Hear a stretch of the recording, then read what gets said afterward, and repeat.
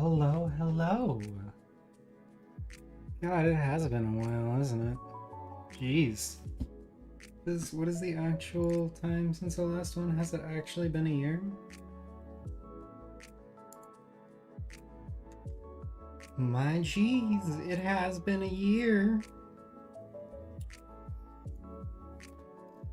Well, welcome to the stream. We're going to be talking about a lot of things today. Sorry, let me turn down my mic a little bit. It was getting a little clippy there. So let's see here. What have we done? Too many things. Anyways, let's just do this.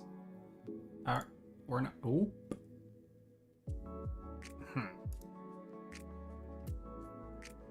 Yeah. There we go. Alrighty. How is that coming through? Is the downscaler exaggerating the dither? It would appear as though it is. Huh, that's interesting. Compression is always neat. That's weird. I can't see that on my screen, but I can see it in the stream. Neat. So, anyways, we have done a lot of things.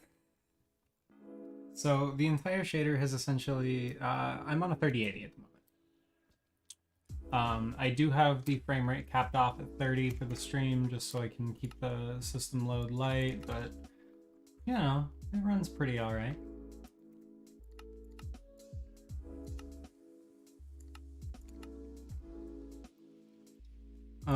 Anyways, so, God, we have done so many things. In the stream, we're going to go over a lot of the technical bullshit that we've done, talk about the changes to Focal, what that's going to bring us, future of Focal, all kinds of good stuff.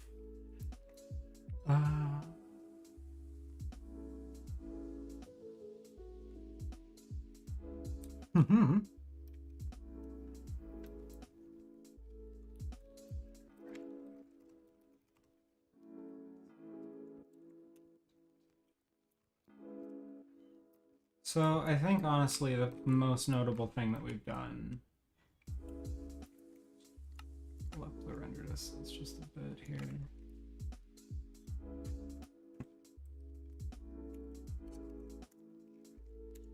Which is the thing I think most people have been excited about. And honestly me as well, because it was pretty much the last thing. It's dotModded. Owner and lead dev at Continuum.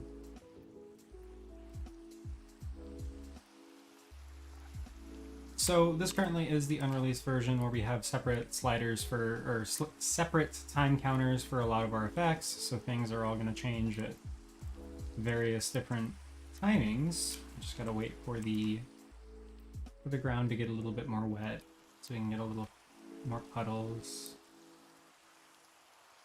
So getting this to run quickly has been quite a challenge. Having to render, you know, SSR on every surface for contact shadows, for the reflections, and everything else, while still making it look, you know, mostly acceptable at pretty much any time of day or condition or, you know, anything else. It's quite a challenge. Focal has allowed us to do quite a number of things. Let's pop to the full window here. So anyways, this is Focal Engine here. Let me do a few things here. This down even further, clear out the rain.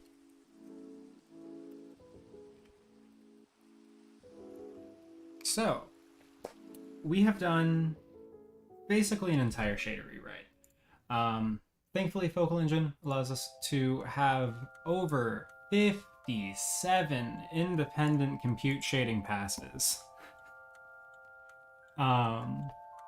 So each of these passes have been broken up based on the traditional way that Optifine shaders at this point are developed, because we are so limited in the number of passes and buffers and everything else, we have to stack a whole lot of stuff into a very small space.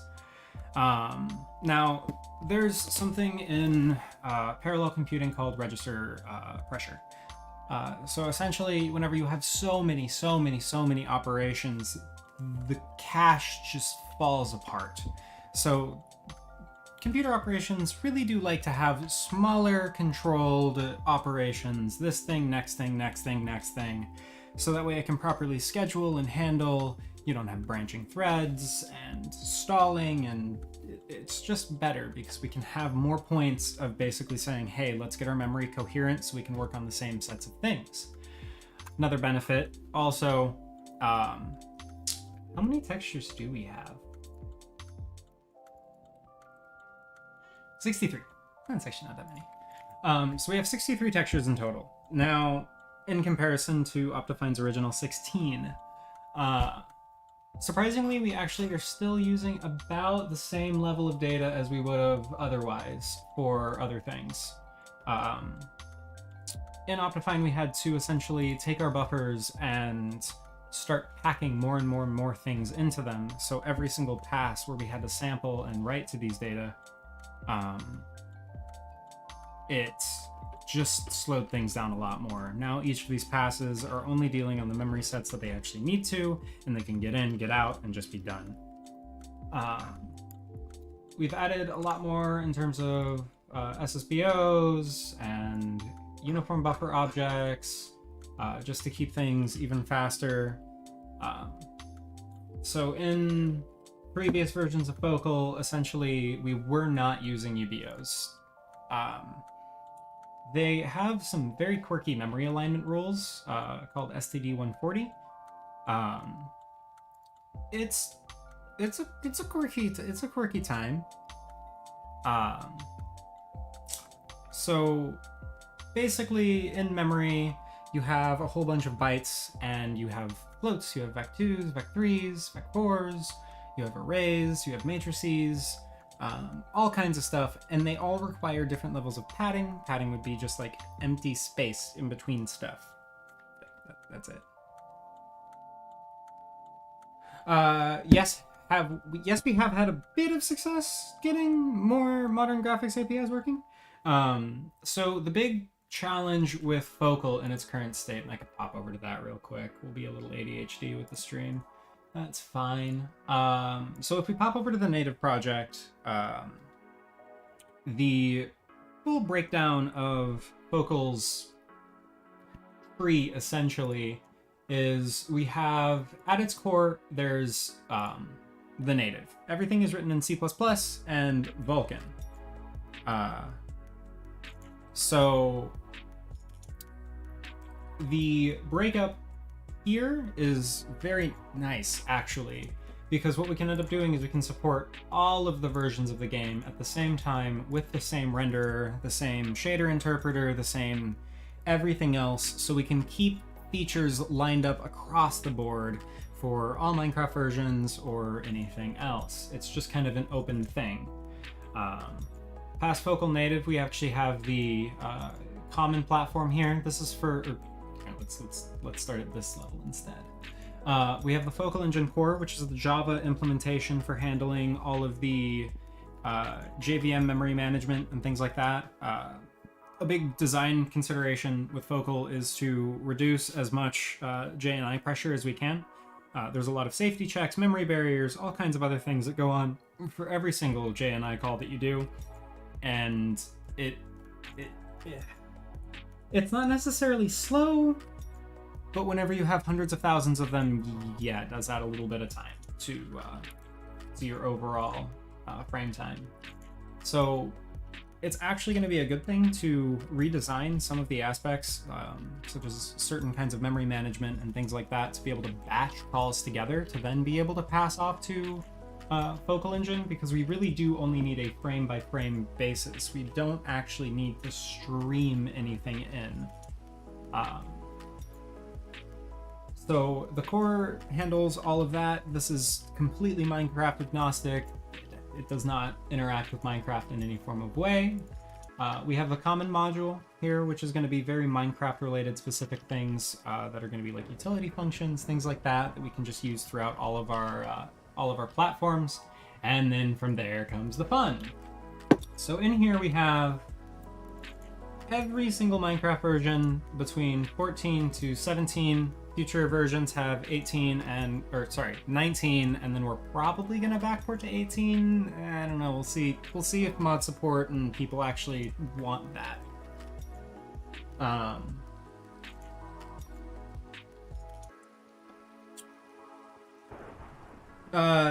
Vulkan and the standalone shaders mod is kind of in the same boat here. For us to do Vulkan, we would have to completely move away from Optifine. You can still install our mods side by side. However, if you load a focal shader, all of Optifine's stuff will pretty much be disabled. If you want to retain like MC Patcher and Optifine's continuation of all of that texture and resource pack stuff, you will actually need to install Optifine to get those features back. We will not be backporting and re-implementing MC Patcher or anything like that. So in some cases, you might want to have both installed. And also, we have no backwards compatibility with any Optifine shaders either, so if you're going to want to have those, you'll also have to have both installed. Yeah, so the really nice part about this setup here is we're actually able to develop all of the versions at the same time next to each other. If I just go up here and I click build, it's gonna pack together all of these things into one jar, actually. So you only have to download one thing for any version of the game, and either Forge or Fabric. It's the same jar for everything, period. So you have one download, and that will be the latest updated version of Focal Engine, and you can drop that into any game version. That's supported in this list, of course.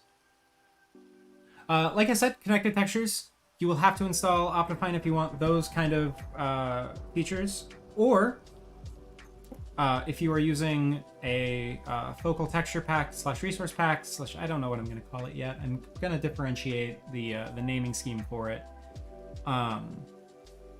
However, we will have our own formats and things like that. Is the Iris shader for fabric support? Currently, none of our shaders will work in Iris. You can load us through Optifine and OptiPatcher, along with Focal Engine for the fabric build.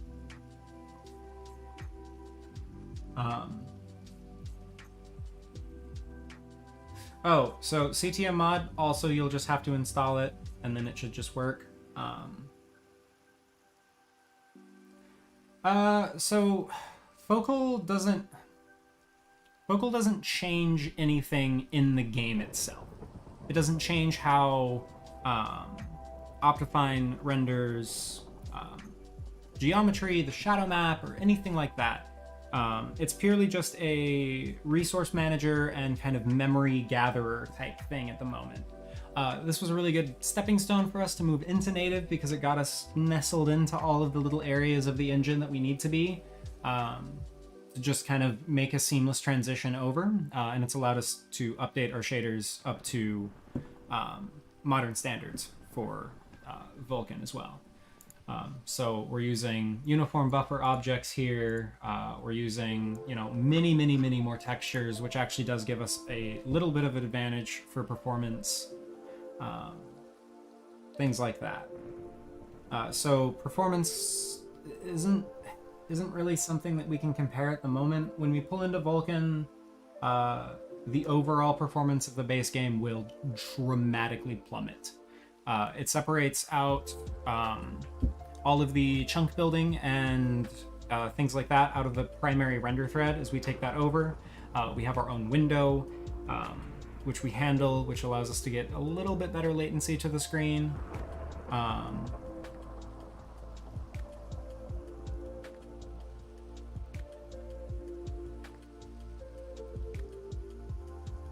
So yeah, you'll just have to install a mod that supports the texture format, and the things will just pass through.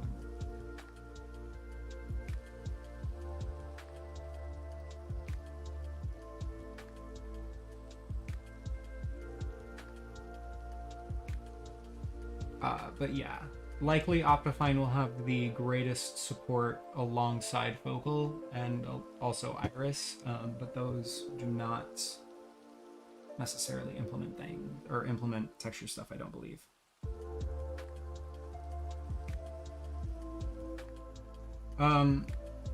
So with our implementation specifically, CTM isn't necessarily going to require more GPU memory. It will require more hard drive space no matter what, because those textures have to be packed along with it. But again, with texture streaming, we only need to load what's actually visible and at the resolution that it is visible at. So that will dramatically improve performance for very, very complicated CTM and randomized objects, things like that.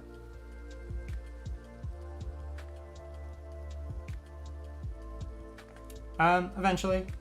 All of that will be passed through, and between Lua and shaders, you should be able to pretty much generate anything you were talking about in that there. Go for biome detection and whatnot.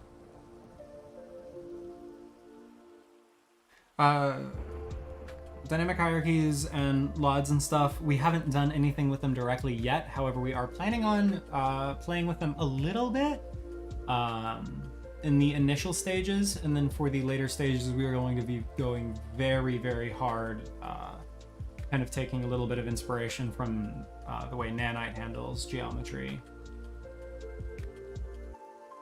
We've always planned on using LWJG, or we've always planned on using C++ for it. Vulkan and LWJGL is, so it's fine. Just rendering in general in Java is a bad idea because you are entirely interacting with a native library, and the JVM is not running natively. You have a lot of resistance. Oh,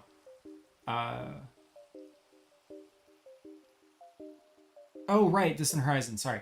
But yes, so again, I'm not going to try to replace any of these mods here. However, I do plan on trying to speed them up dramatically to allow you to, flex basically any of these people's creations.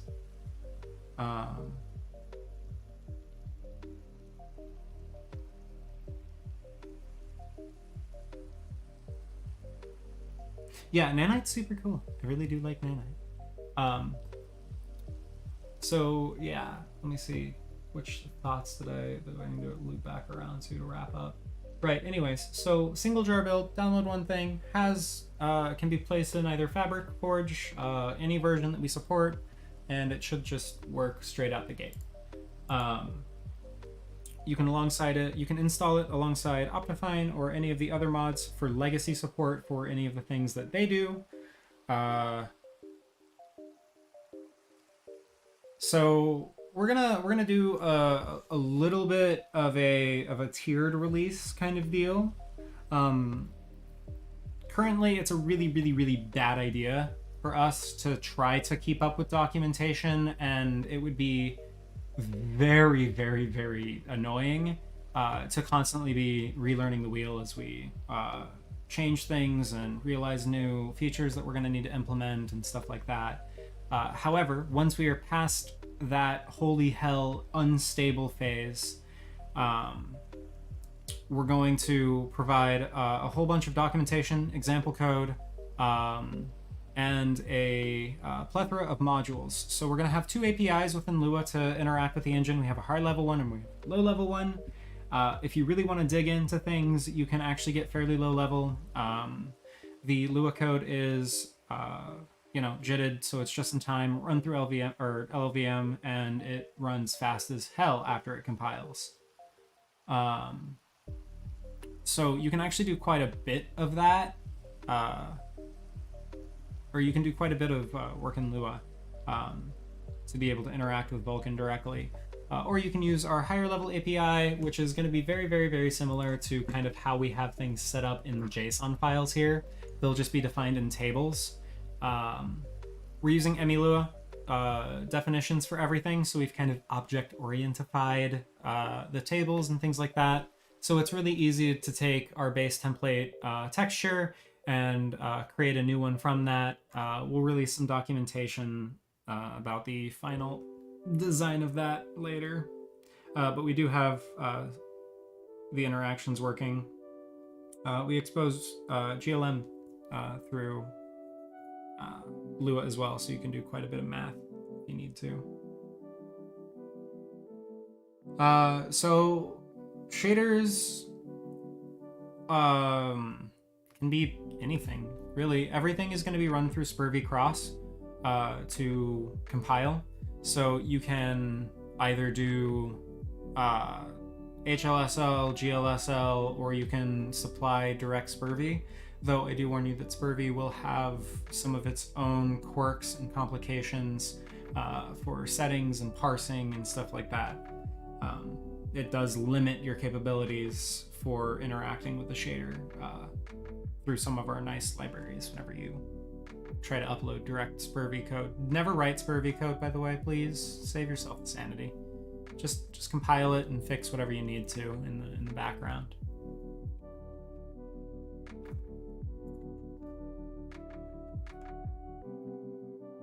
So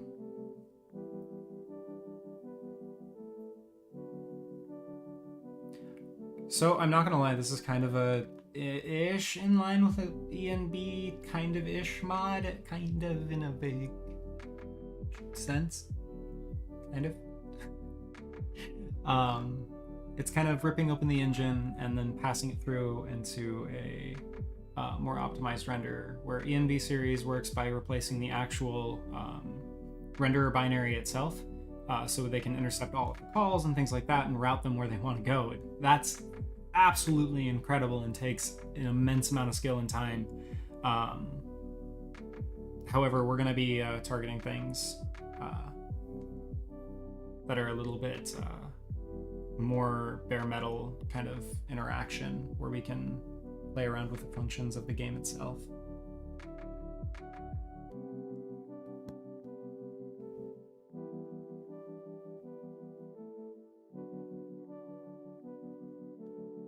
Yep, we will be having a standardization guide. So we're going to basically have a bunch of modules already kind of set up and ready to go. And again, our high-level library will have a lot of things just kind of tucked away in it, where you can just be like, hey, I want a shadow map, and it'll just be like, okay, here you go, make a shadow, da-da-bop. So that makes things a little bit easier than having to, deal with, views and, whatever. All of the fun.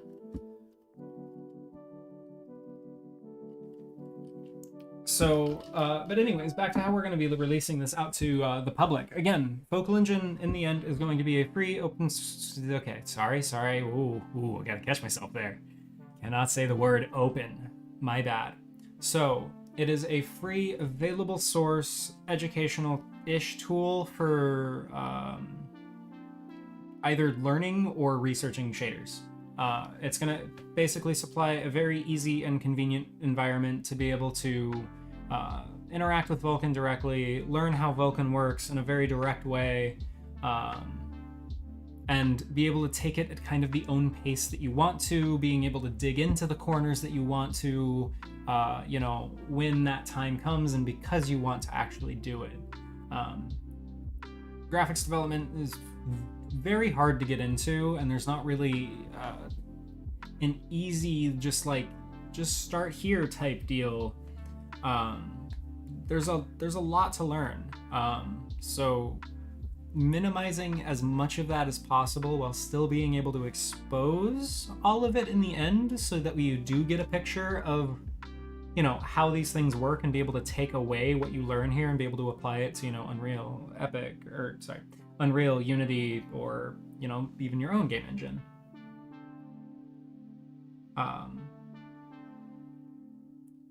So yeah, but anyways, when we release this, initially we're going to pass it out to a few partners, Sonic Aether, and a few other people we have in mind,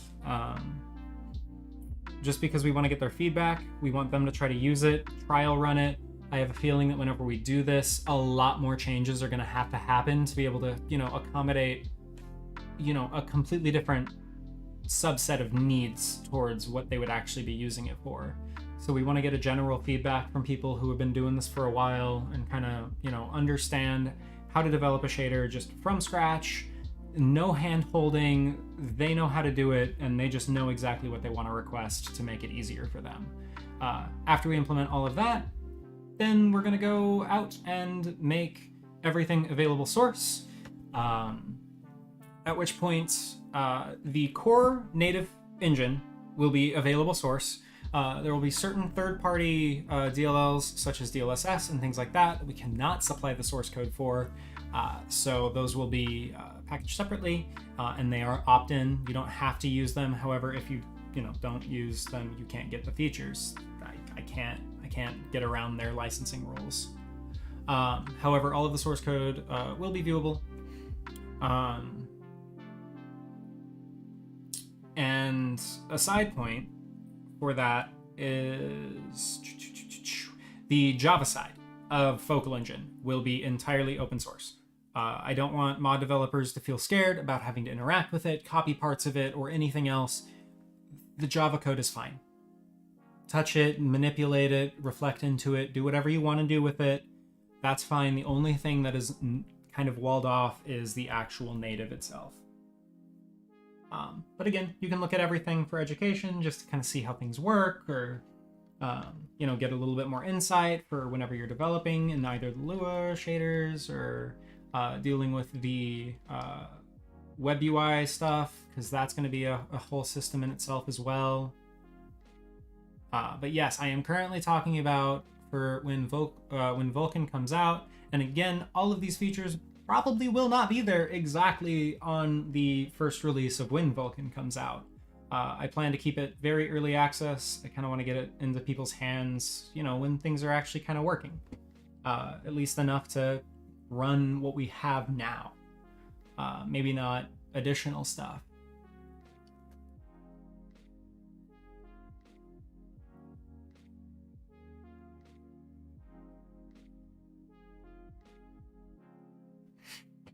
Yeah, I don't want a compatibility hell issue. I'll talk about compatibility in a second after I answer the DLSS thing. Because the compatibility system, oh boy, that's a fucking shit show. Anyways, here, let me go open the game. Give you something pretty. Fuck the code. Who cares about that?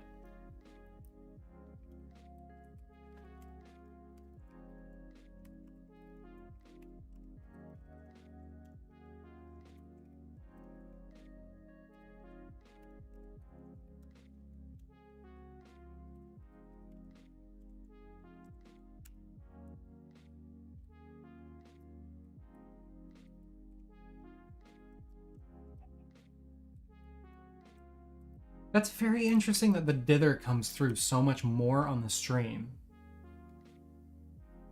Holy hell, Past Life Pro, I miss you so much. Holy hell, it's so nice to see you. Where do I want to be? It's a pretty good little angle here.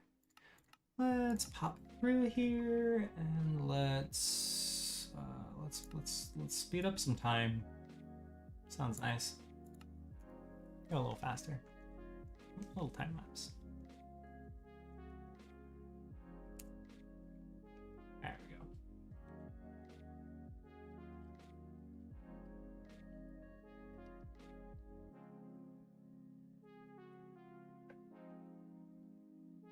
go. The watermark thing is no longer true. DLSS can be freely implemented.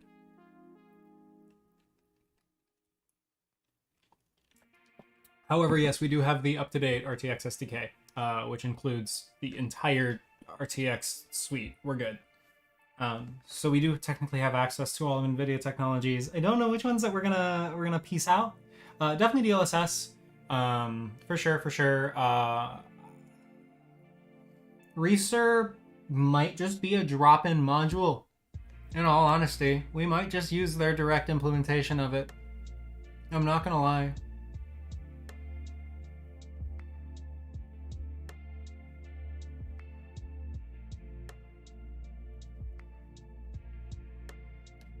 Oh, I do want to mention, So we have the RTX SDK. We are already blessed to not have a watermark even after, like, even before they did all that.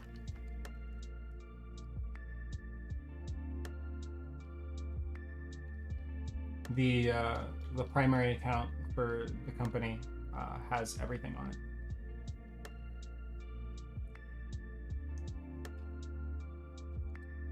Well, everything for real-time stuff. Not everything, just everything for real-time graphics.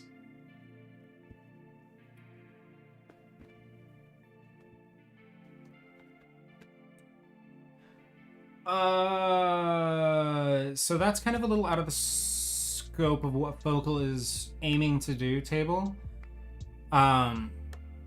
You could kind of do it maybe with our resource pack system, but it's pretty much trying to replace current items without really adding anything additional to the game, as that would be best left for a separate mod. Now, if a separate mod would like to come through and use our API to render some very fancy grass, they could most certainly do so.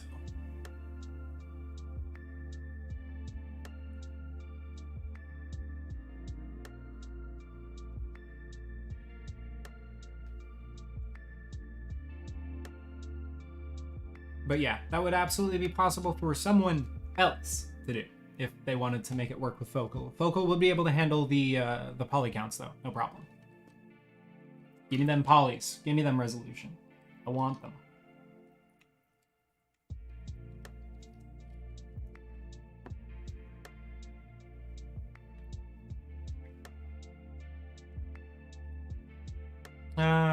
Whenever you speed up time, trees really do turn into jello, don't they?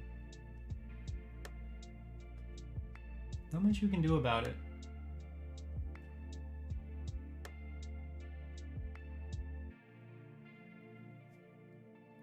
Focal is currently using OpenGL 4.6. However, we are currently in progress of making the Vulkan version.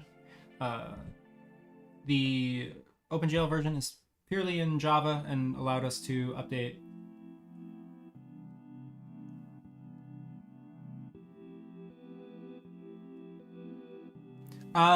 So technically you can just drop these clouds down.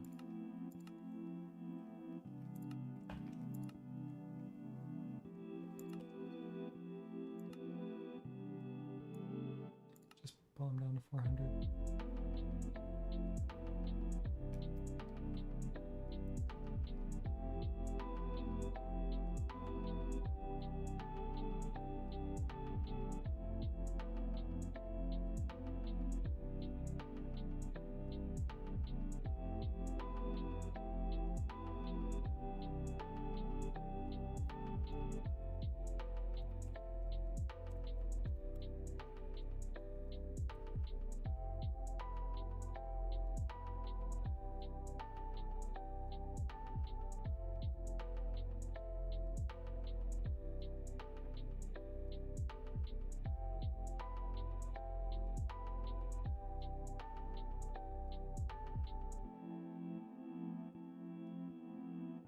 Yeah.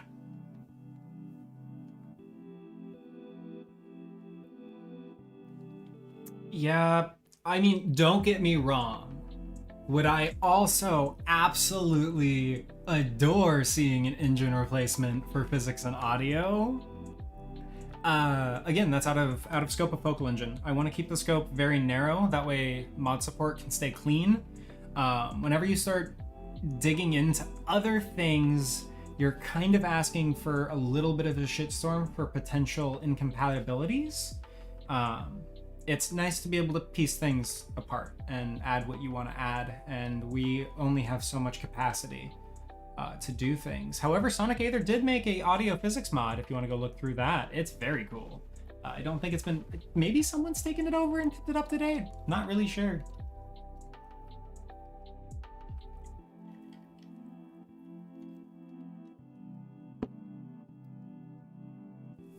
However, yeah, Focal will have its own model and material kind of definition system. We want to allow users to supply multiple maps, define color spaces of the maps, and all kinds of things like that, and actually build out materials in a full standardized way. But yeah, we're likely. Okay. We're probably gonna move away from JSON and in preference of TOML, possibly.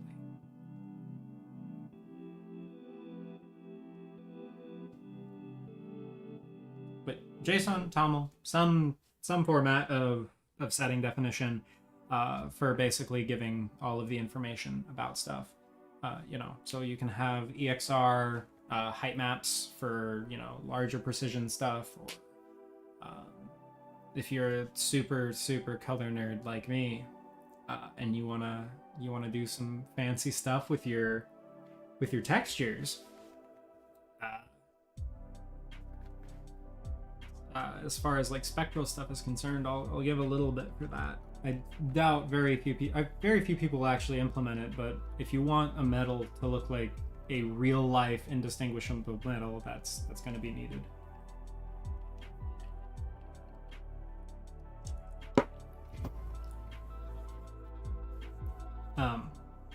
I would like to be able to allow the materials pipeline to like essentially give the possibility of an offline workflow. With texture streaming, it allows the in the JSON or in the Lua configuration for the shader, it allows the shader pack to kind of pick and choose how they want to handle things, if they want to pre-process textures in a specific way, or things like that, so that way they can make sure that they have exactly the data that they want to use, even if the resource pack is supplying something completely different.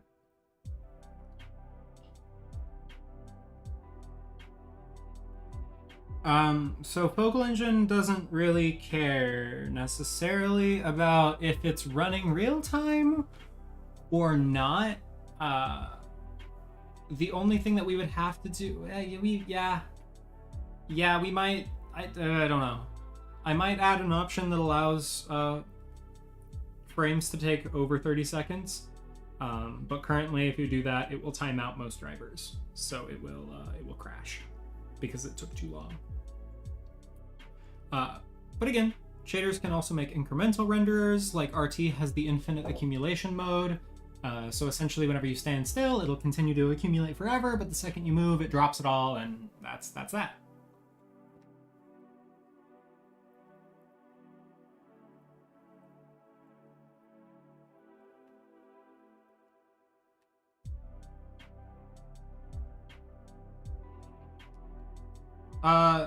So the RAM thing depends.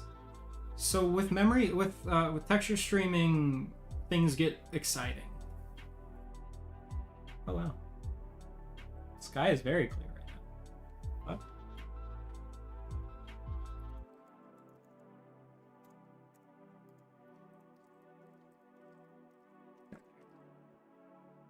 They just far away.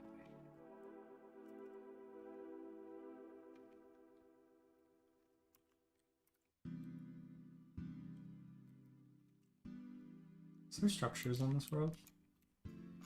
But anyways, texture streaming is interesting. So it really depends on a lot of factors. Do you have fast storage is the first. If you have fast storage and you have direct storage access for your GPU, if you're on PCI 4 and a few other requirements are met, it's not gonna matter that much. You're going to very often have high resolution textures at your disposal. If you also have a little bit of hard drive space, it is gonna make some temporary files that are gonna bloat up a fair amount for each resource pack. It's gonna add about 33% additional storage on top of the original resource pack to begin with.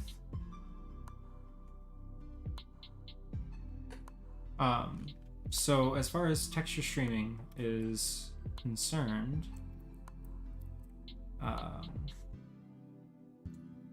if you have direct storage attachment, it's going to opt to use that and forego RAM pretty much entirely.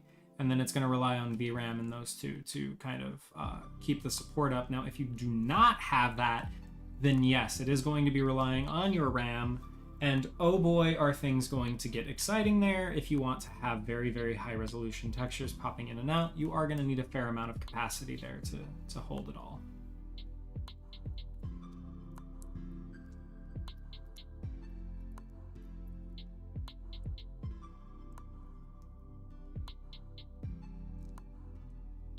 Yeah, if you go super wide, you need to turn down your FOV. So, zoom. Because whenever you go to Quake Pro, you can see the same kind of effect in the reverse direction. It creates that fisheye.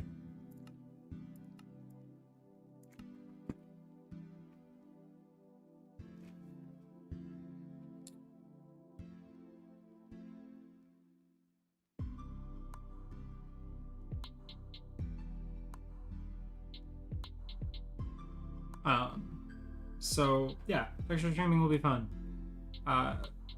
There is a chance that your system may not actually be capable of ever loading super high resolution textures for a given scene.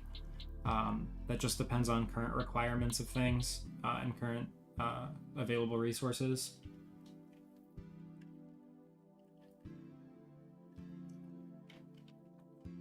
Yes, currently we're all talking conceptually about things that will come to the future.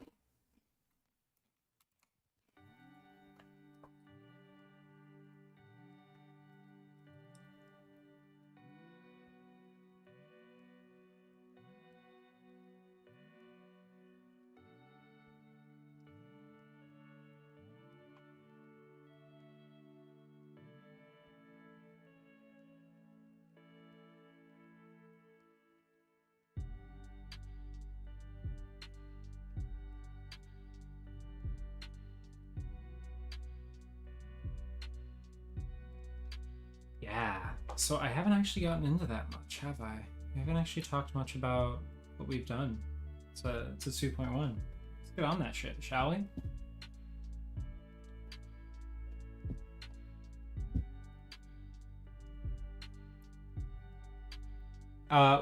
We will support mesh shaders 100%, no doubt. Period, end of story.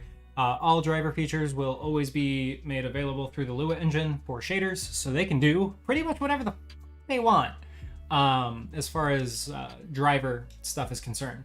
Now that is also up to the shader developer to create the workaround if it is not available. So.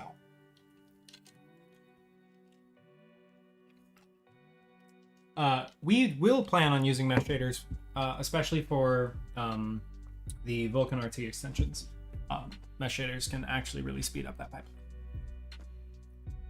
Well, okay. Improve quality without taking that much extra performance off. Let's get a little bit more realistic.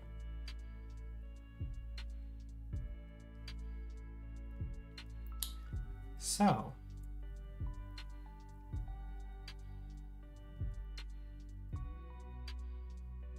There's absolutely no reason not to implement the newest version of it.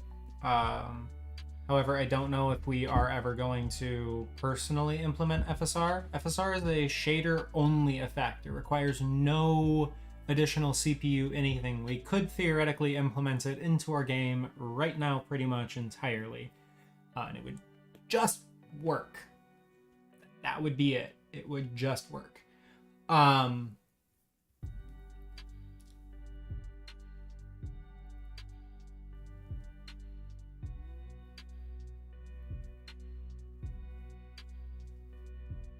Particles are going to be interesting. And also, certain mods will also be interesting. So we'll talk about that. Fuck it. Well, we can go through that real quickly.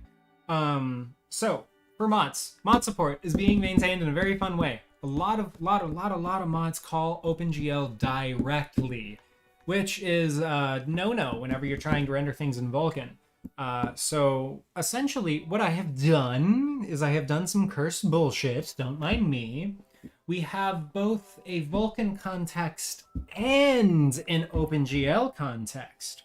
All of our stuff is done in Vulkan. However, if any call magically makes its way through in the current render thread, it will actually render and then composite itself onto the scene with the given blend settings that it was drawn with to initially begin with. This means that if any mod renders custom GUIs or anything like that, they will be entirely unaffected by Focal, and it will just kind of pop right through. That also includes mods that add auroras and things like that. They will persist to be rendered in OpenGL. The shaders will have no concept of them other than the final rendered image of either the GUI or the game itself being rendered. But there is no other really differentiation. We have some idea of which stage it came from, but that's about it. Yeah. So mod support should be pretty good, because they could just kind of continue to do whatever the hell they were doing before, and we'll just copy on in. So we're not getting rid of OpenGL, we're just adding Vulkan, kind of, and then just moving all of the draw calls over to Vulkan. So the primary terrain will be rendered in Vulkan, not OpenGL. We do plan to just leave the vanilla Minecraft UI.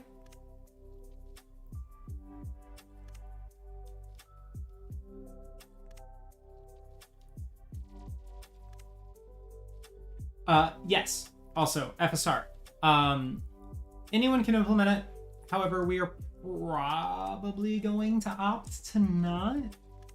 And that's solely because there are, in my humble opinion, more effective temporal upscaler methods that can run without, tensor cores or anything like that that's AI based.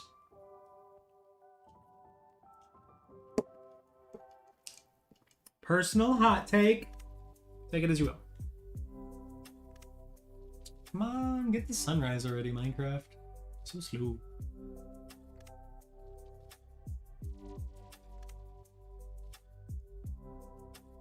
Oh no, they're absolutely... So, okay.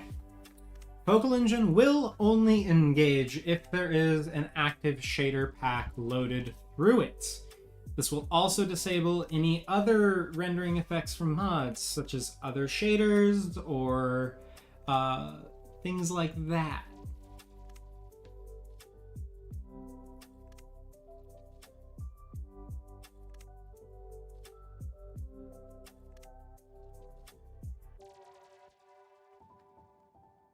So, yes, by default,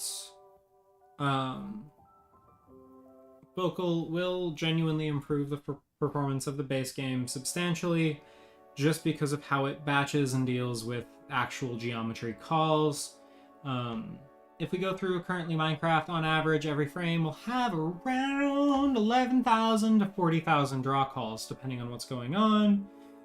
We should be reducing that down in the range of hopefully under 1,000 in most scenarios. There are exceptions where it can just blow the fuck up, but Vulkan in general handles a lot more draw calls better. It will be multi-threaded in the way that it uploads what the fuck is happening to the sky. Weird. That was fun. Neat. Lighting, what are you doing?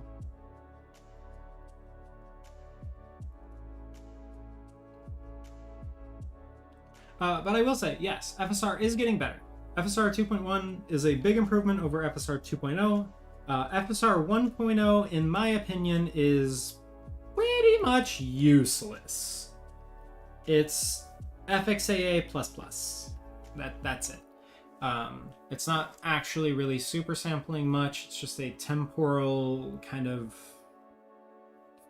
It's a spatial, rather, filter. However, FSR is a bit better, thankfully.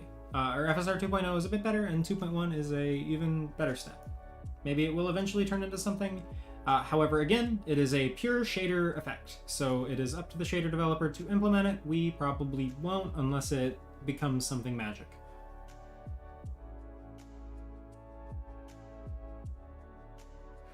So mods with OpenGL shaders will not actually have issues. So we still have an OpenGL context available. They can render to the Minecraft frame buffer, they can do whatever they want, and it will be composited onto the final screen. up to the shader pack's developer's discretion, essentially. So they can choose where their stuff gets mixed in at. So we are not getting rid of the OpenGL context. Okay, the way that Minecraft currently creates the context is no longer the way that so we have a custom window manager to be able to handle HDR windowing and stuff like that. So our primary renderer is in Vulkan. Now Vulkan cannot support HDR displays in Windows. You need DirectX for that. So we have a DirectX context to create the actual swap chain buffer, or sorry, just the swap chain for the window, which we then create Vulkan textures, which then shares to that swap chain. And then these Vulkan textures are what Focal itself renders to. And then we also have OpenGL hanging out in a different thread. And this OpenGL is in the Minecraft thread. It allows it to continue to render the UI or anything that a mod developer may desire to do without thinking about Focal at all. And that's fine. They shouldn't have to ever think about my mod, or no one should ever have to think about our mod if they're developing something else. That shouldn't be a thing that they have to consider. It should just work.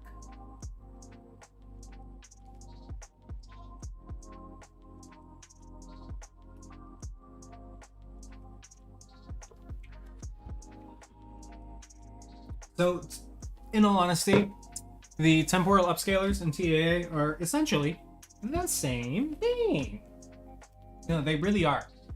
It's just the only difference is we are accumulating into a larger frame buffer. That is the only fucking difference. So each frame is rendered with different subpixel offsets, and then we just fit that into a larger texture. That's it. Just fits into more pixels. So we are essentially rendering each of those 4 pixels and then also pixels in between those 4 pixels every frame. And then we interpolate them all together into a higher resolution thing with some other weights and magic.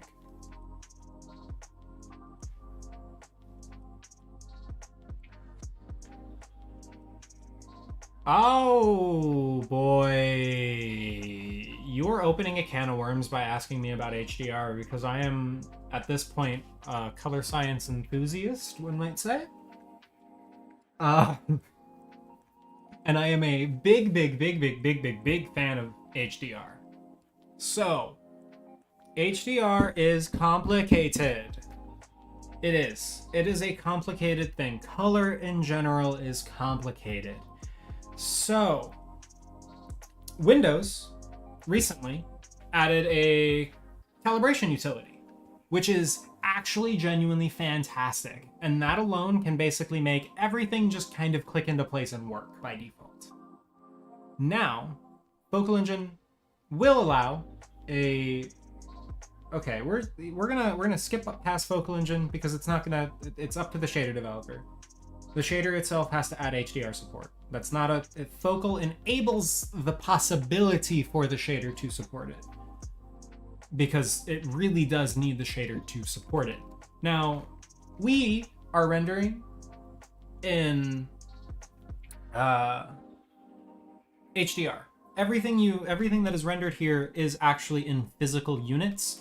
I can tell you right now, just by like poking my face right here, I can tell you that this ground is going to be about probably, I'm going to say it's probably going to be about 80,000 nits. Or not nits, lumens, or lux. There we go. 60 to 80,000 lux. Whereas in the shade here, it's going to be 20-ish thousand lux. Now, because we're rendering this in physical, actual, real-world units that you could actually go outside, grab a luminance meter, point it at something, and get the same measurement as you would in this,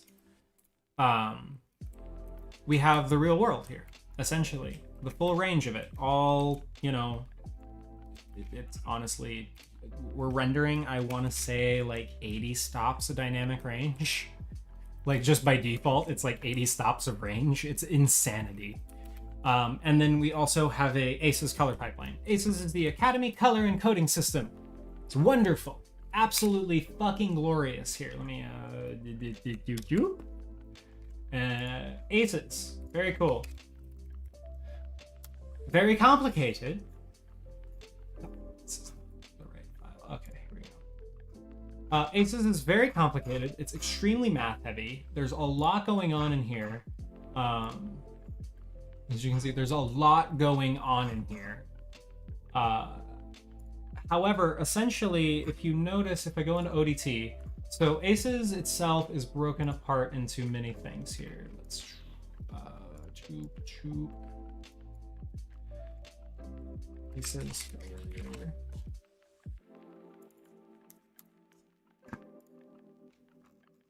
Where is the breakdown of ACES?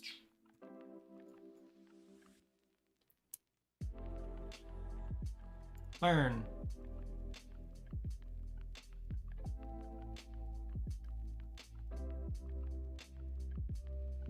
No, I want to learn specifically about this.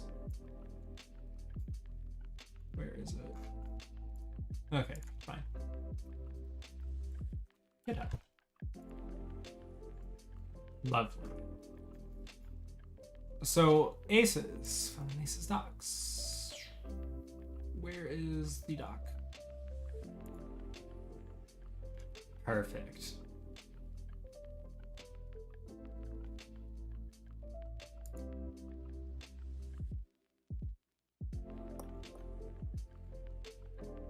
Sorry, I don't have this just on hand. This is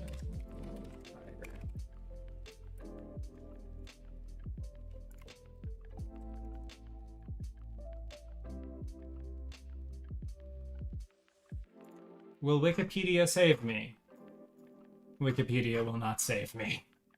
Where is the stupid PDF? Is this it? This is the stupid PDF? Where is it? Where are you? Oh boy, this is a big PDF. I don't think this is the right one. Yeah, this is not the right one. Okay, so we're just going to talk about ACES in concept, I guess. So ACES is broken up into many things. The entire point of this is to standardize color across everything. So standardized color is actually very important.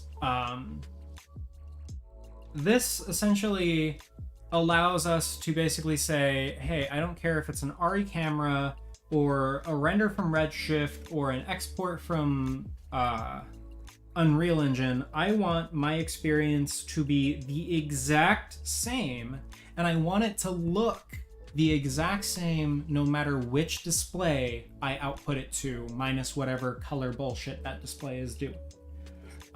So I want it to look the same for every color space that I could possibly export to, where higher ones will only just give me additional goodness. And that is what ACES is built for. Now it's broken up into many steps. So at the very beginning, we have the IDT. This is your input device transform. So basically, this is converting whatever you're doing initially into ACES. ACES is a very large color space. It actually exceeds the human visible spectrum, and it's very convenient to do a lot of things in. So what's nice about having such a large color space is no matter what you're trying to output to, you always have that information available. So even if you have Rec 2100, or if you're at, Rec 709 or P3 or whatever, the data's there, you can use it. So that's really big. So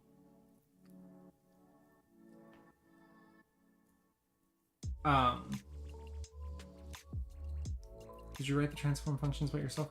No, I didn't actually. They're from the ACES repository on GitHub.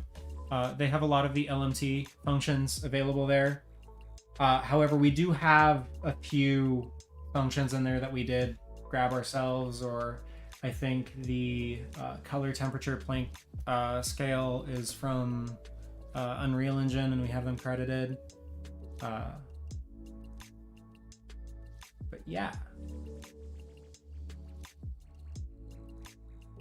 So anyways, we render in what's, we input our sRGB image into our HDR sRGB image into ACE's color space.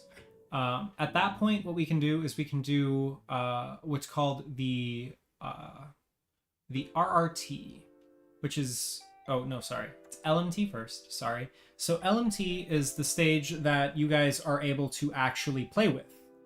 Like you said, the rotate H and H function. I believe those are in here. No, I think they are actually in the LMT. Yeah, so in here, you know, we have the CDL function, we have interpolation on like 1D to be able to like, you know, give tables and fit curves. You know, we can rotate hue in a specific hue range. We can rotate, or we can scale the luminance at a specific hue range, or sorry, not luminance, saturation, or luminance at a specific hue range. So yeah, we have some functions for being able to selectively pull things out, and we also have the CDL for dealing with full transforms here. And all of these are being done in ACES CG, so again, no matter which display that these are going to be outputted to in the end, they will look the same. I will talk about the SSR in a second. So anyways, we have the color functions in here. These are the actual look control, so you're able to play with things and make it how you want. At which point in ACES pipeline, it runs through the RRT. Now the RRT is essentially the camera goodness magic general boogaloo. It makes it look like what most people would consider to be the best fit for HDR to like SDR. It does what cameras do, essentially, to make things look good for screens in a very base level. And then it runs through what's called the ODT, which is the output display transform. And this part here is the most important, at least for HDR support. So you can see here that we have the ODT Rec 709 for 100 nit display here, which is what we're calibrated for. That just gives us some really nice bump in the shadows that we just appreciate. So essentially, you can have an output in any color space that you want, and it will align the primaries properly, and it'll make sure that none of your colors are clipping or just behaving improperly to begin with.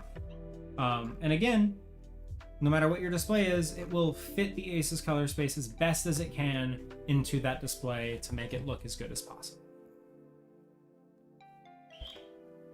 So this supports HDR, and you get to play with your nits. There's a lot of control within the curves and primaries, and a lot of other things whenever you get into that state. So soon, TM, HDR. Okay, SSR. Let's talk about it. SSR is really complicated. I'll tell you that right now.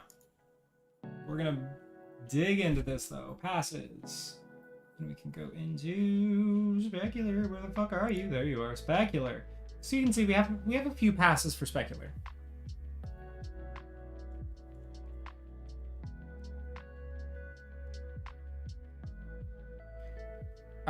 So spec. The plans for Vulkan are to actually be implemented in C++ and Vulkan. There is still going to be a fair amount of math done in the JVM, just because JNI calls can actually slow things down quite a bit, and some things are just better to be managed in the heap. They just are.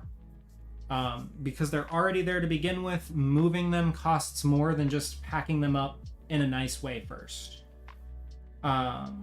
So we are going to be trying to pull down as many JNI calls as we can. I agree, but we do actually have to use them.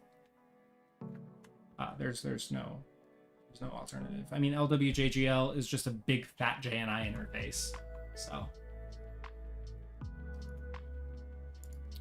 So anyways, it all starts with the classify tiles pass. Yes, here we are. So the classify tiles pass. All of these things are using a lot of Shader 6 stuff, to be clear. So Shader 6 implements shader subgroups. Is there something that I can like quickly bring up?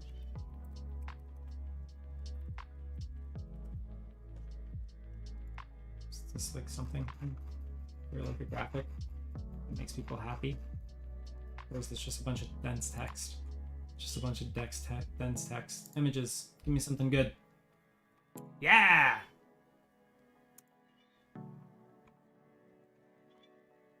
Slides.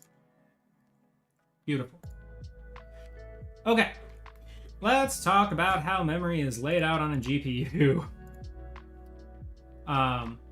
In GPU, we have registers. Now, in these registers, there's actually quite a bit of information just readily available at any time to any of the threads that's available for that range.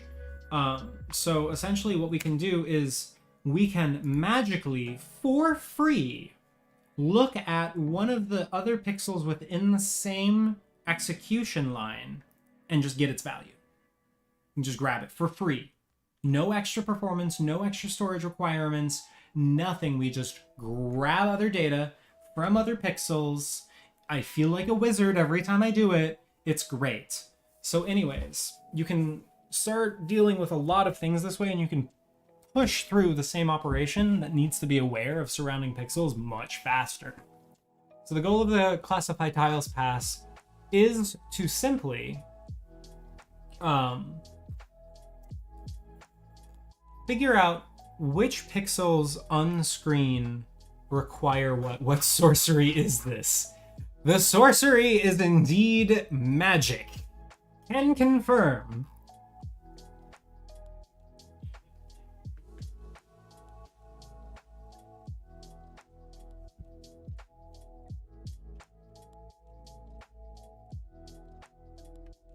Yeah, RT cores aren't like RT cores won't be super duper helpful. Tensor cores could be helpful, especially for upscaling, but that's about it. So anyways, this file here is essentially looking at all of the pixels within a screen, and it's figuring a lot of things out. So first of all, we don't ray trace at full resolution. We sometimes, okay, the number of pixels that are sending rays is variable. Certain materials send more pixel or more rays, certain areas send less rays. So for example, water. Water is perfectly smooth. Every single pixel is ray traced, no matter what. Whereas something that's a little bit rougher, but not too rough, because once it gets too rough, it needs every pixel again, we can start pulling off some of the pixels just because you don't notice them that much.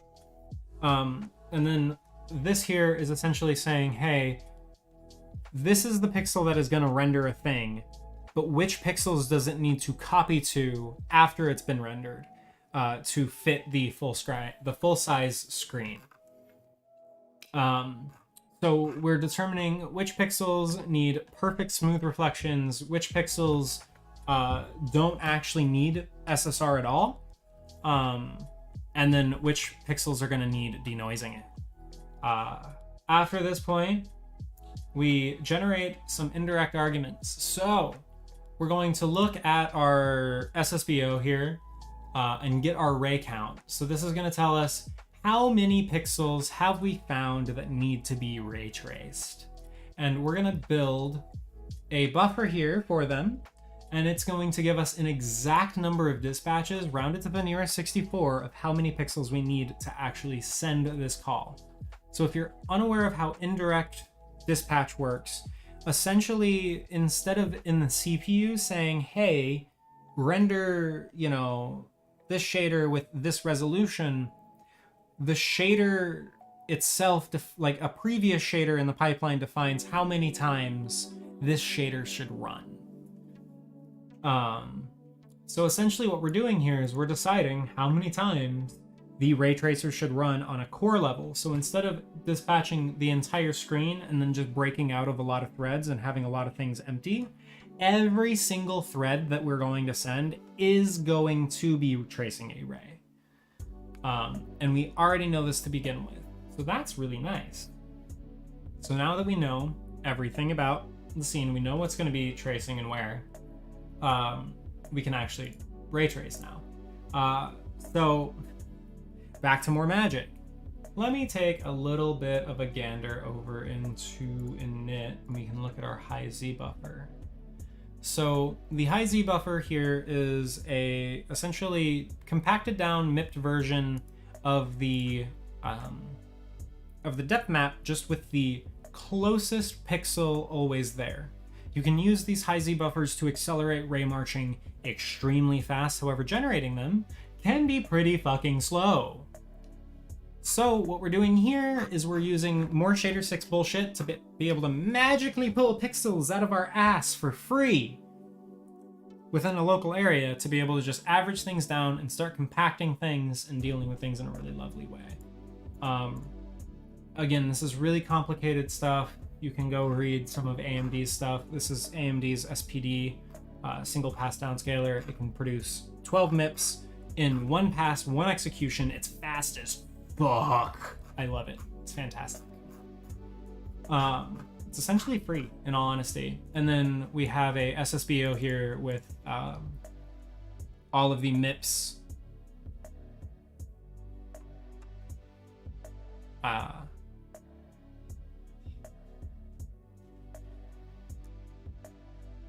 The comment things here are commits. It's from Git.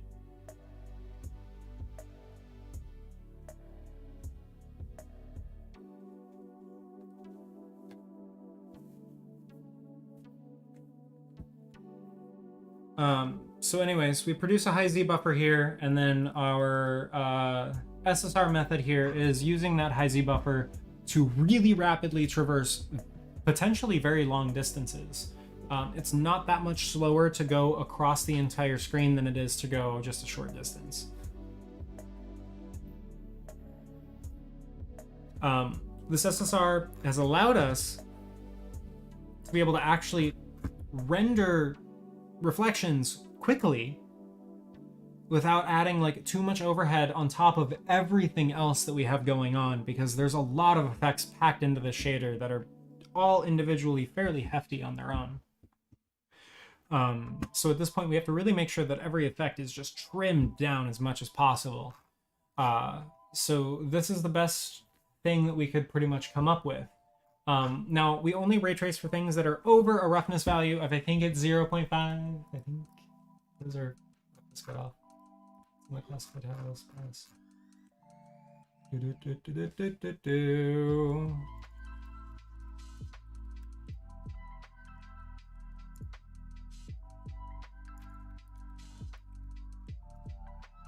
Yeah, so if it's below a roughness, or if it's above a roughness, sorry, of 0.5, it will no longer be using SSR, and it will be falling back onto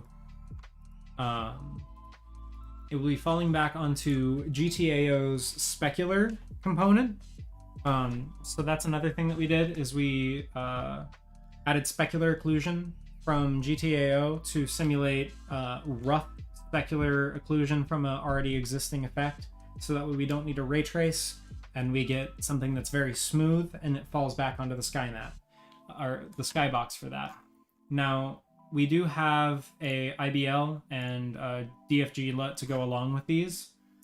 So IBLs are essentially image-based lights, where we already pre-baked a lot of the BRDF into the texture itself, as we like use smaller versions of it to represent rougher versions of it. So in, again, we have another array here of MIPs, or of MIP handles here for bindless textures. We're able to essentially fill out all of the MIP levels for the cube map and deal with all of the roughness steps between 0.5 and 1.0. So that way it still looks nice, no matter which roughness value you so desire.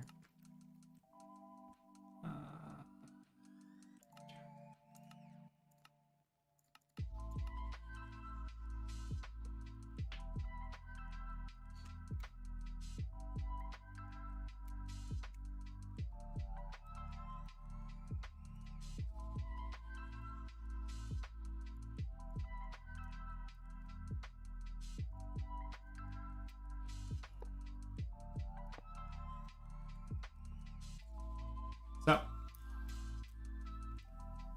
I think both of these are ray tracing. So let's pull the iron's roughness up past 0.5 so we can make it fall back. So now you can see no longer is this material ray tracing. It's not actually ray tracing anymore. What this material is now doing is falling back to the sky map for the actual reflections themselves. So you can actually see the skybox there at its more smooth state, and then this will be its extremely rough state. Now you can see there's still a bit of noise, and that's because there's also a fair amount of light from the GI coming through. So our global illumination will come through and splat, green up onto these things, so it looks a little bit more natural. That's also implemented on these, so it's creating a bit of a specular reflection as well.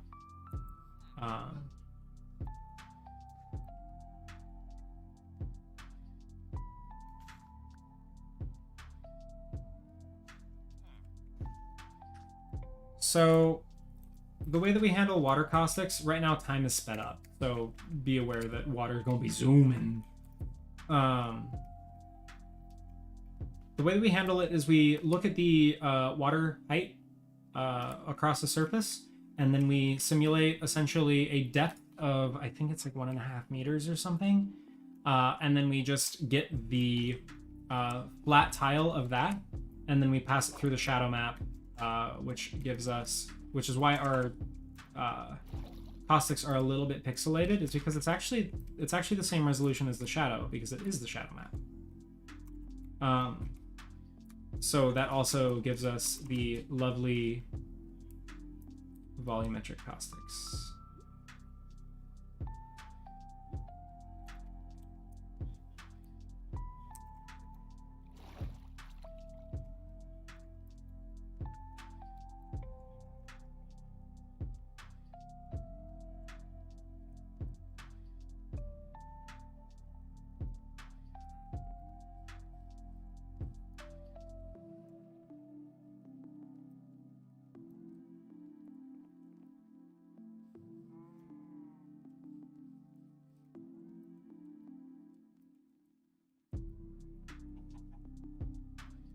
I hate light maps.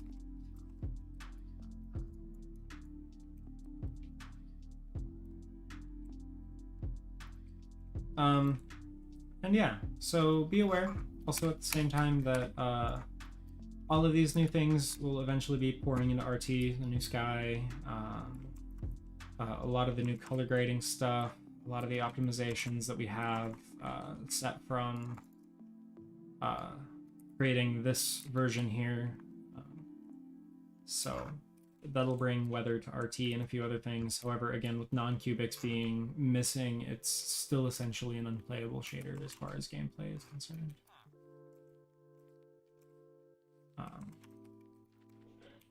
So yeah. So wrapping the hell up, we're gonna speed run some of the stuff I've done here. So anyways, we have the IBL and DFG. The DFG is essentially a simplified version and pre-baked version of the BRDF, which is the reflectance model, for depending on the direction and angle of rays and things like that, it gives you the right value in comparison to the IBL. We also filter things. We filter temporally, spatially, and then we give it a last little tiny polish blur just to round off some edges and to make it look a little less blotchy and weird. So this is using a nice smooth fall off, whereas the filter, spatial, and temporal are more of reconstructions of a very large space, trying to piece things together. So a lot of what we're doing here also is we are remapping our pixel sample patterns to be able to essentially always sample in Z order. So you can see 0, 1, 2, 3, 4, 5, 6, 7, and then we pop up, and then we're constantly operating with 8 pixels at a time per SM, and then we're able to push things through extremely quickly and manage close together data very well, because we can process this set of 4 and this set of 4, or all set of 8 at the exact same time. And it's very, very useful.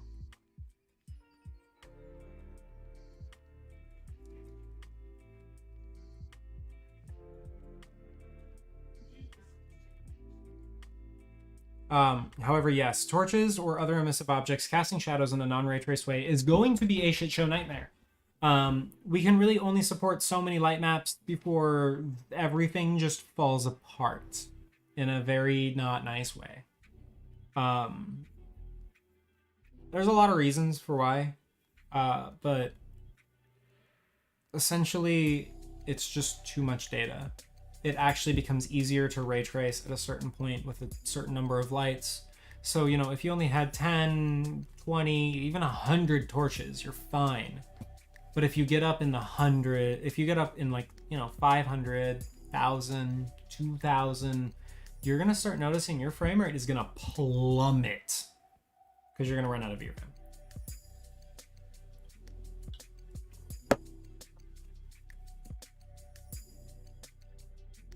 I'm gonna need you to be a little bit more specific on color aware lighting. Yeah, that's exactly how current shadow maps are done. Now, it's really complicated because simulating a camera for every source's perspective sounds like it would be really, really, really, really, really slow. And it kind of is, but if you have your memory managed correctly, you can reuse a lot of the data, so you don't actually need any additional copies or anything like that. And it also does not need to be rendered at a super high resolution.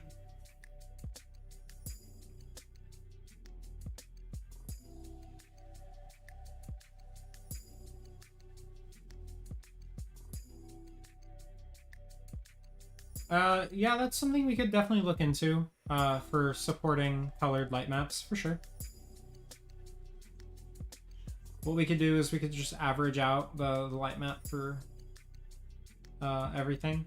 Because currently what we do is we use a black body radiation function to get a Kelvin representation of a thing which will match fire or, you know, a bunch of other stuff.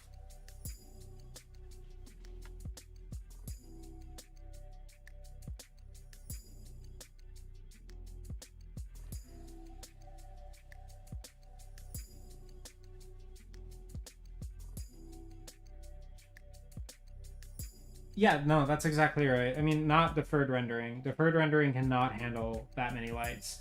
Clustered rendering is what you're thinking of, but clustered rendering doesn't necessarily mean handling more more lights per se, or more shadow maps per se. It's more lights.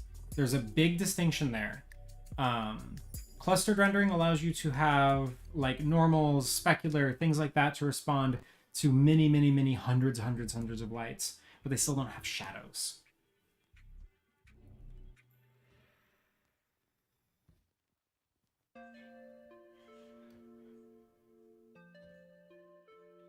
But yeah, no, absolutely.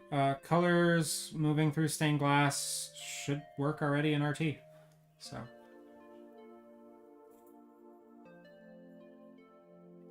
Well, like, so clustering is either an extension to deferred or forward. You can have a clustered forward or a clustered deferred renderer. There's a whole bunch of ways to do it. Clustering is very, very good. However, at this point, it's just better to run a visibility buffer over everything and render that way. It's just faster. Like, clustering at this point be fucked. Visibility buffer master race.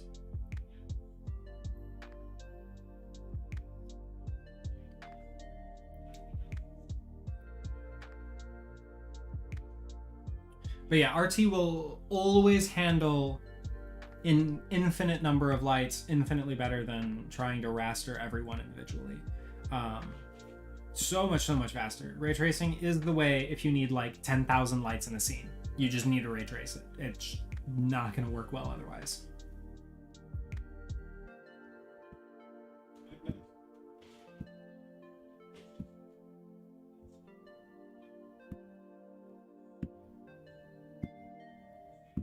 No, yeah, absolutely.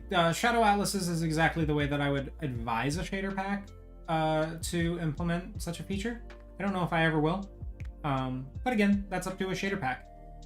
They're given very infinite number of possibilities. They can render the world from any position, from any angle, from any like whatever they want. They can create a texture, create a frame buffer, and say, hey, I want this geometry rendered to this with this perspective. And you just define that all out in Lua, and it will just work in Vulkan, not currently.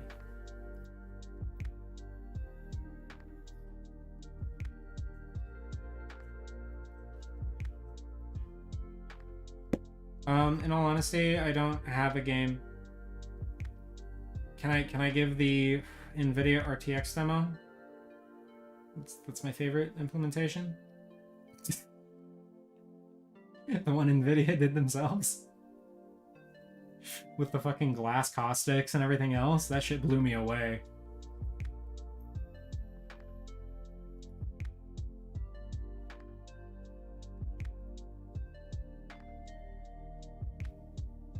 Now, Quake RTX did bring some fun things. So Quake RTX was actually just taken over from someone else's. It was, I believe his name was Christoph. And he brought RT, like path tracing, into the game. And then, you know, RTX came out, and then they were like, hey, let's make this an RTX thing instead. And then they did it, and it was great. Yes. We will have DLSS 3 frame generation in the future. I do not believe we use ZBrush in our workflows. We use Blender pretty much primarily for all of that.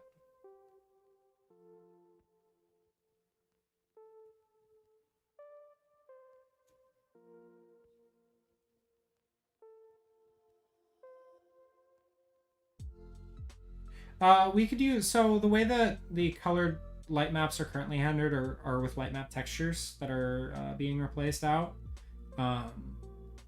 So we could base it off of that.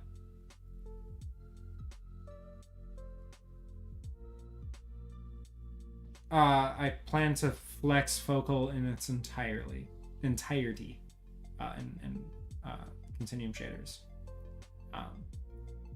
You know, again, I'm technically currently designing this into what I would believe is the perfect API for managing shaders, or what our team would believe is the perfect scenario for creating and modifying and studying and whatever else.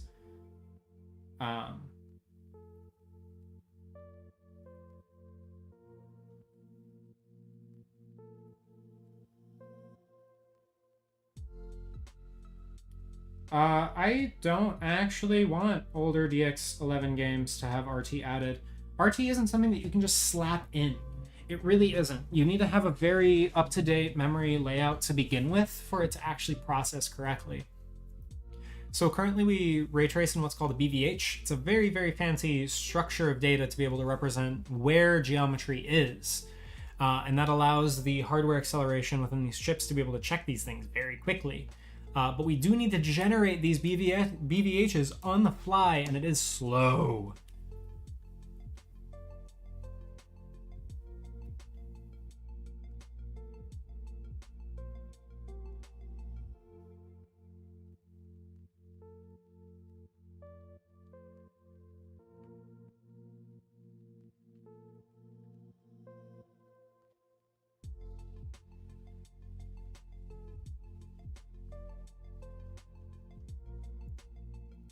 But yeah, also a little update. This is out. You can download this if you have early access. This has been released. This shader right here is exactly what it looks like out of the box whenever you open it up.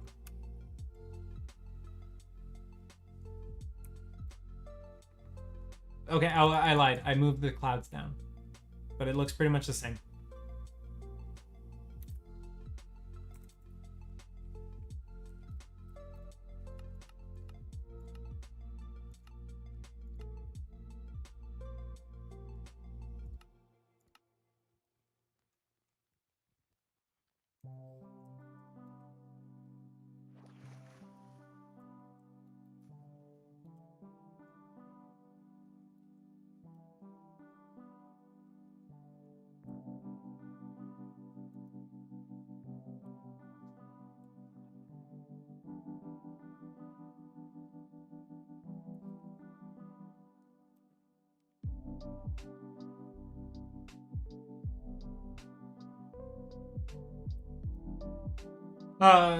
We have talked with Cody. I mean, like, this has been in the works for over 2 years now. But yes, we have talked to Cody, and he is interested in working with Vocal to be able to you know, unlock the full potential of hardware. Absolutely.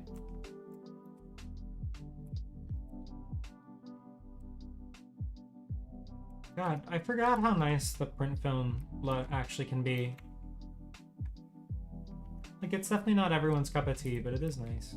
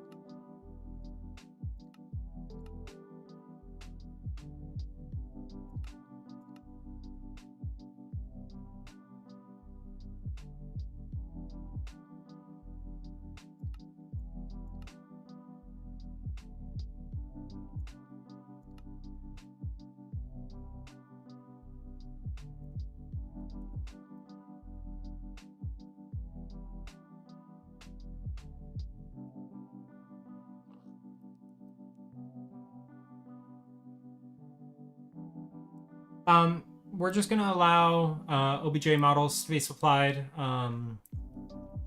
Potentially FPX if we can get licensing permission, a few other things.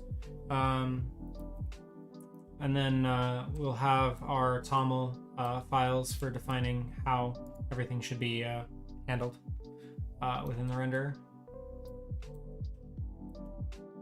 However, you will be allowed to upload high density models and a whole bunch of other things.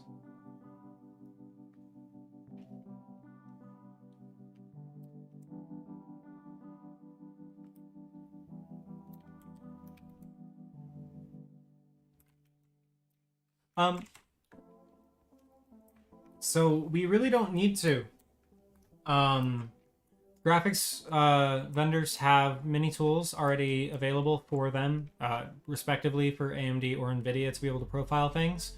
Currently, the AMD tool is unable to profile Minecraft just because it doesn't support OpenGL, but that'll be fine whenever you move to Vulkan. You'll be able to performance tune everything else within the AMD tool set, and then we already are using the NVIDIA Insight graphics for figuring out bottlenecks and things like that.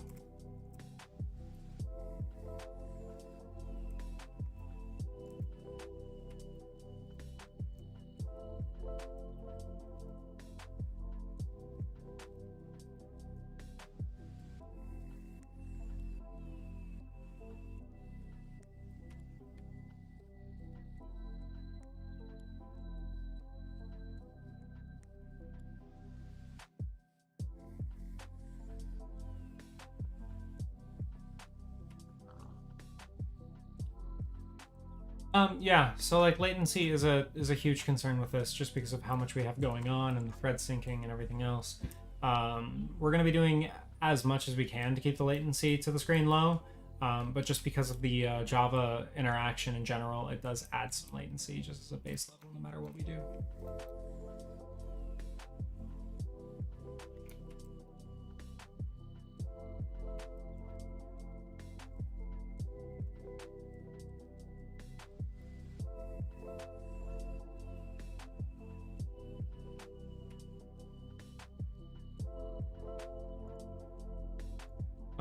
Anyways, the other thing besides the specular that kind of that takes kind of most of the cake for how good everything looks visually is the sky model.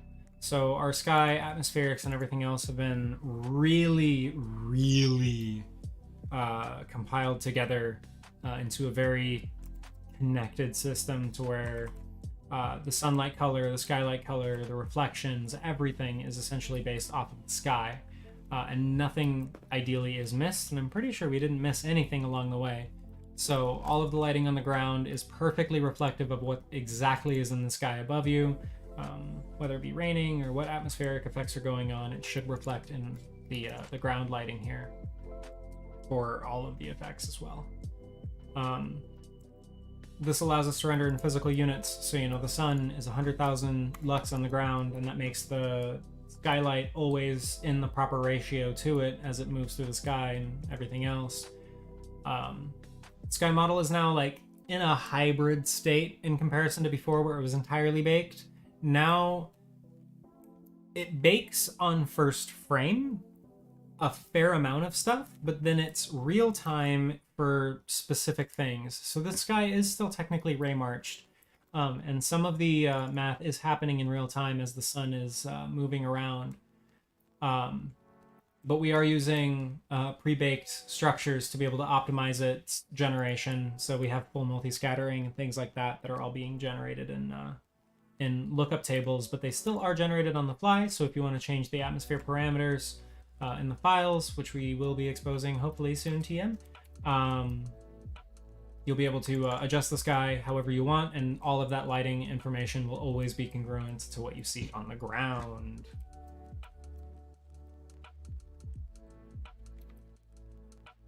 Yeah, so I've been monitoring the stream. I've noticed that a lot of the dithering is coming through on the stream a lot more than it is like visually on what I'm like looking at. Might be because of the scaling, not sure.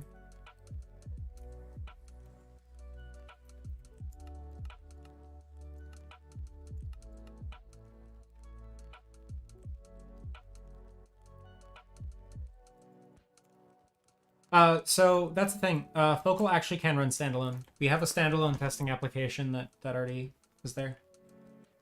So it's being completely designed like without the concept of Minecraft really at all.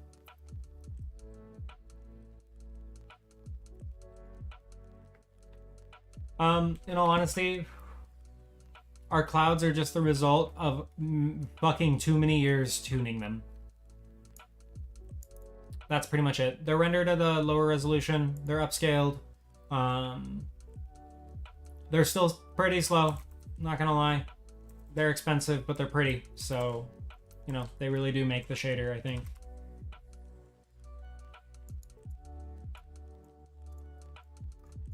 But they are largely the same as they were in previous versions. Just now they are rendered at a lower resolution and they're upscaled in a more clean way.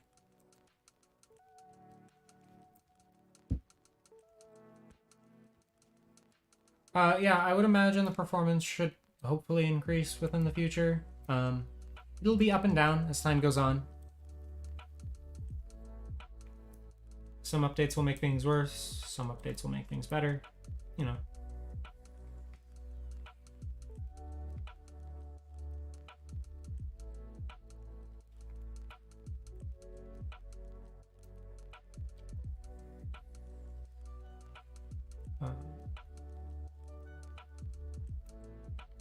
Cinematic mode no longer exists. I don't think. Did we add those back? Yeah, no, there are no more preset options. Um, the shader is kind of just how it is out of the box right now.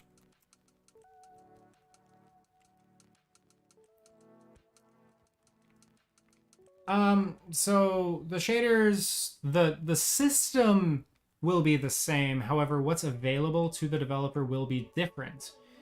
Different games have different stuff. Minecraft's fairly basic in the actual stuff that's rendering on the ground. So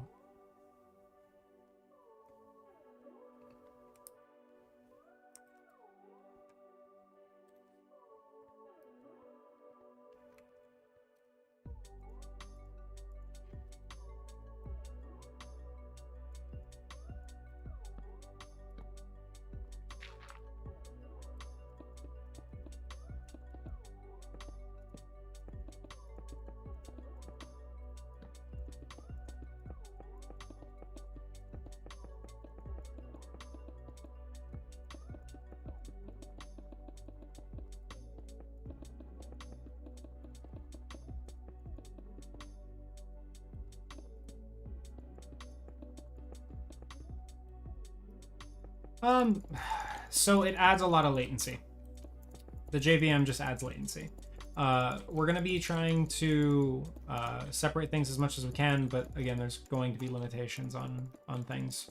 I would expect there to be a fair amount of latency no matter what we do, and there's currently a lot of latency just to begin with, so...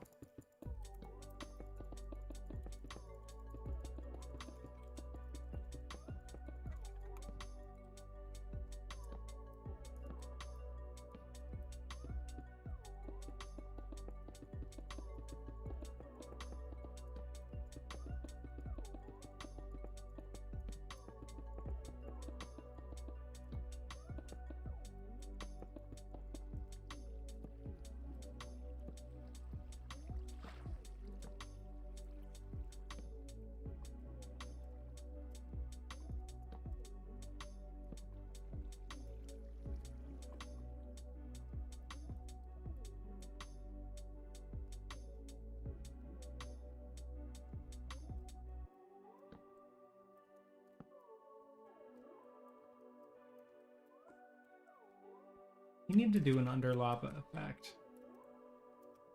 That would be good.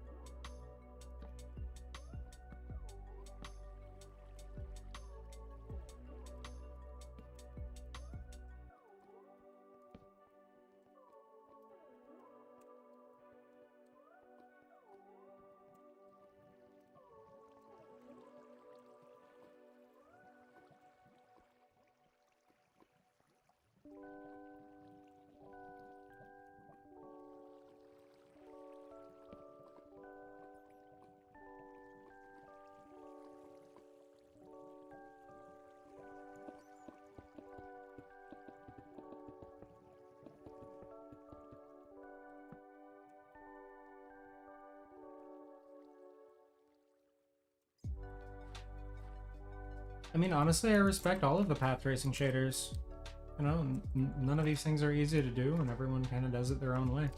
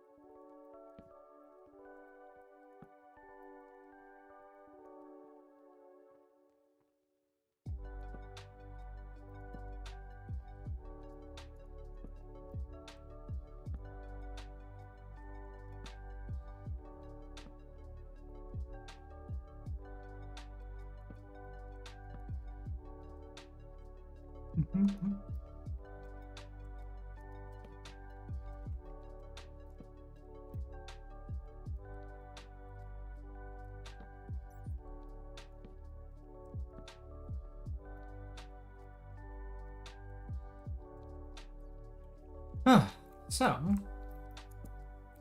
but yeah, you know, honestly, I think that's a lot of the stuff that we've done in a very general overview. There's a lot of like little nitty-gritty in between stuff, but the biggest things that we did to get weather working were getting the sky model rendering real time instead of pre-baked, and then specular for allowing things to look wet, whether they're rough or smooth or anything in between, and making sure it still runs well even with resource packs or things like that.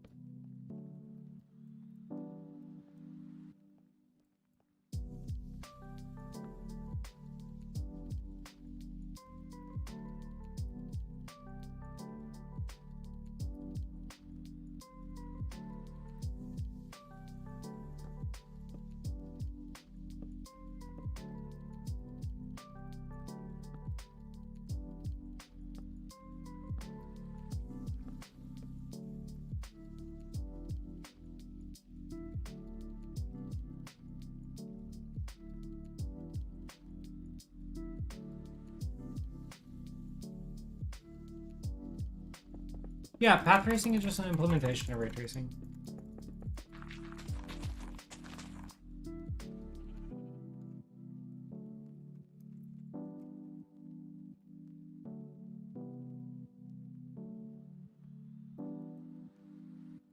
So path tracing is essentially saying, hey, spawn a ray from the last ray, spawn a ray from that ray, spawn a ray from that ray, and it just goes.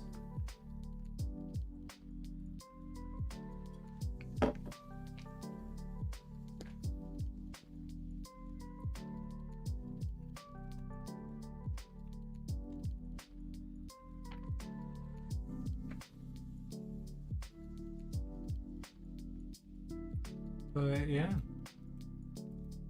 I think I'm gonna wrap things up here in a second, though. Any last questions? But yeah, the weather update, which also led to the rewrite. Sorry about blinding everyone.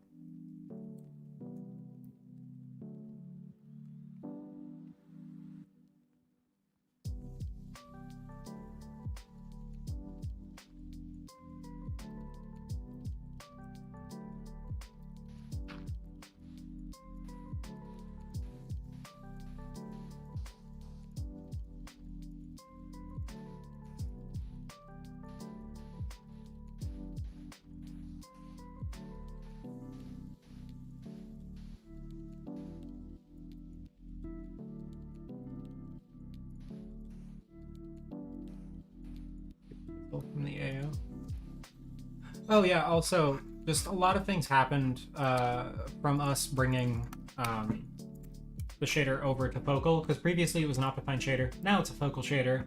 Whole bunch of things were updated just because of that, you know, obviously moving to uniform buffers, adding shader storage objects, having unlimited textures, so we were able to just, you know, split things apart into all of the different shaders and things like that. It's just much cleaner, it's easier to deal with, it's easier to add stuff, fix stuff.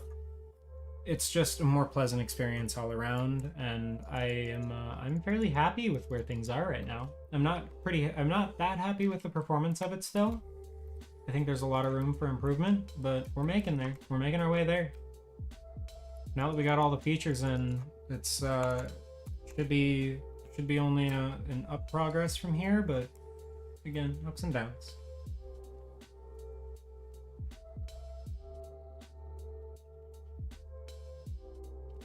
Third-party resource packs should, assuming they either follow the new or old lab PBR format. So.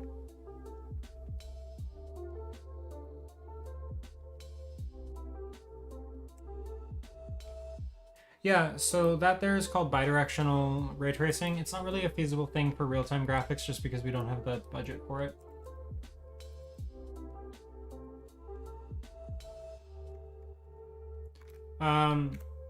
So like, giving a frame rate number is pretty hard because I'm also streaming. This is at 1440p. There is quite a few of other things going on. This is also in the dev environment, but you know, 70. This is at far render distance, so 70 FPS at far. You pull it to 8, get 90 to 100 usually is what I've been at, but apparently a little lower right now. Well, that makes sense because streaming.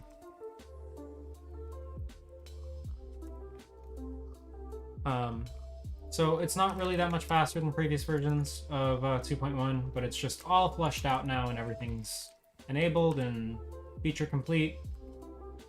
So hopefully it'll run well on most things.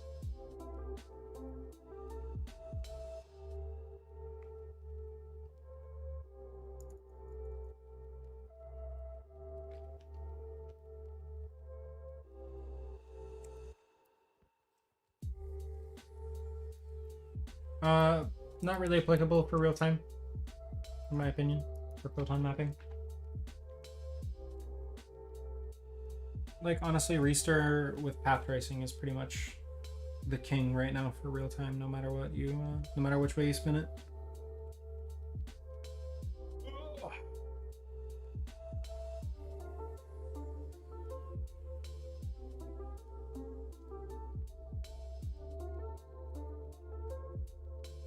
Yeah, because I have mic effects going on that are taxing the CPU and a few other things, so.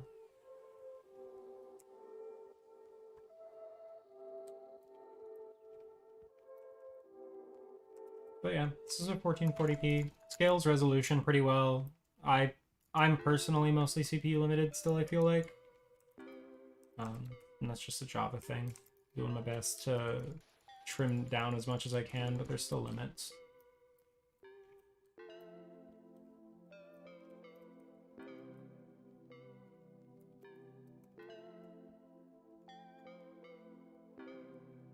But yeah, as we approach the 2-hour mark, pretty much on the minute,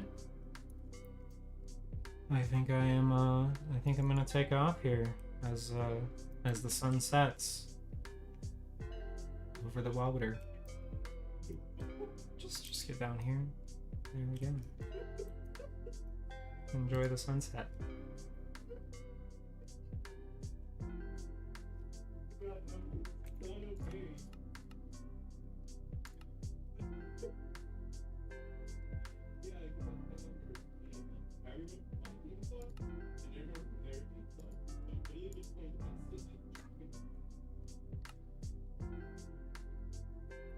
I hate that these settings, god damn it, Optifine, why must you be like this?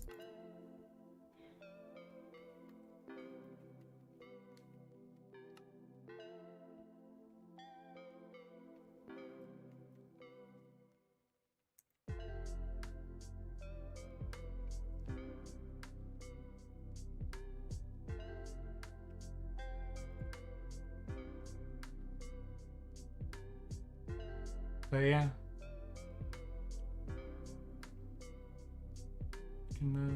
Take a little look at the sunset as it sets. It's been good talking to y'all. Hope I showed off a little bit, answered a few things, and all over the place, no structure. Probably missed a lot of things.